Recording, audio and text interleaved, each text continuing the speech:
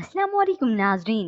Drama serial नकाब की next episode में बिल आखिर ट्विस्ट आ ही गया, क्योंकि ईमान एसी बनकर तैमूर और उसके घर वालों के सामने आ ही गई।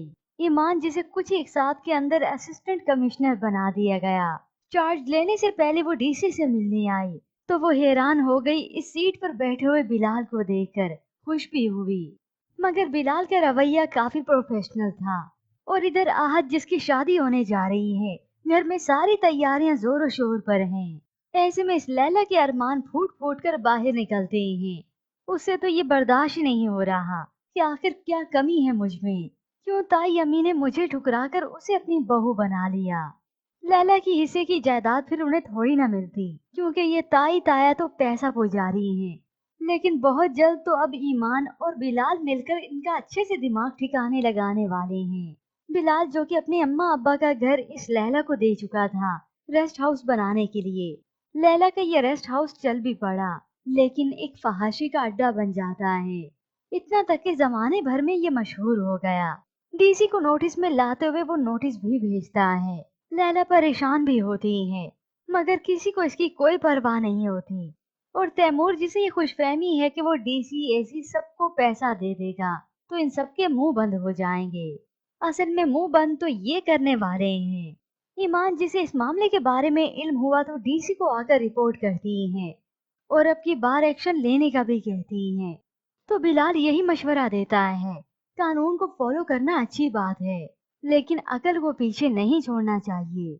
उसने ये नसीहत की तो ईमान भी साफ कह देती है कि आप नसीहत नहीं, ऑर्डर दे सकते हैं, हुक्म दे सकते हैं।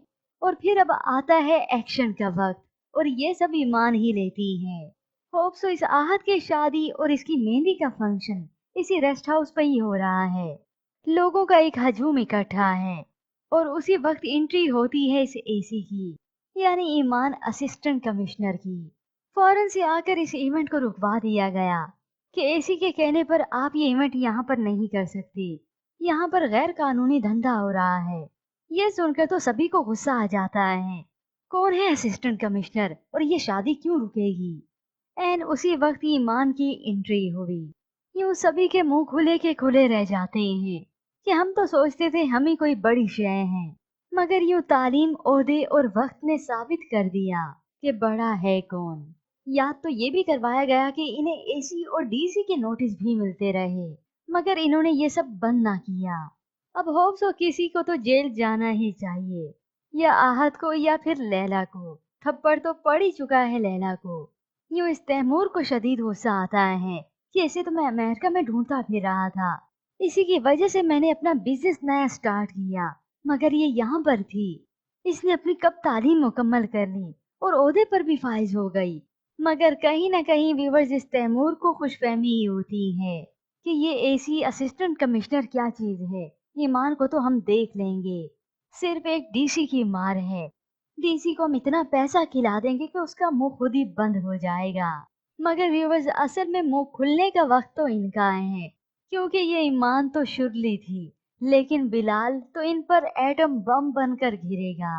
यूं ये सब बचना चाहेंगे भी तो कहीं से नहीं बच पाएंगे, क्योंकि अब सब इन्हीं की पकड़ में आने वाले हैं।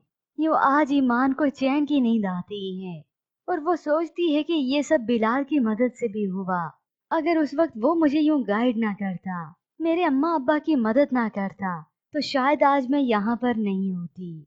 तो ऐसे में व्यूवर्स अब कौन कौन एक्साइटेड है कल के एपिसोड के लिए, इसके मुतालिक हमें अपनी कीमती राय का इजहार जरूर कीजिएगा। मजीद ड्रामा रिव्यूज के लिए आप देखते रहिए उर्दू टीवी।